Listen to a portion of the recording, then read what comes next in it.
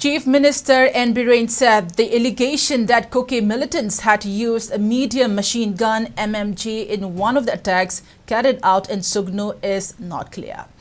To ascertain this, a high-level army team is investigating into the case, he added. He was responding to the Sugnu MLA K. Ranjit, who questioned the non-intervention of the state even when the Kuki militants were using sophisticated weapons and also interference by foreign aggressors. The Chief Minister further explained that it would be unethical to give statement on the floor of the House for matters which are uncertain.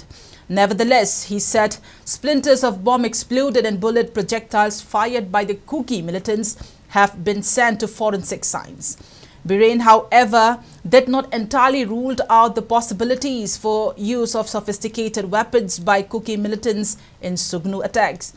For incidents backed by evidence, such cases are handed over to CBI.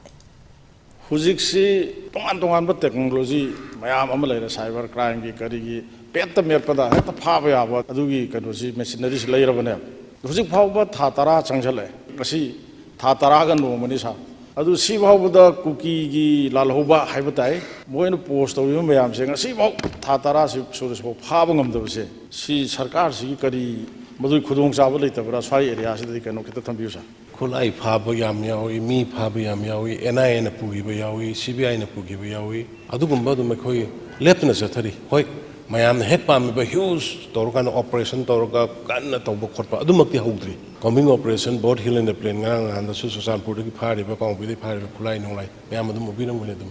The Karakay them, Lepolate in a way, honorary, Hena Kanjan never, Hena Kanjan never, honors again.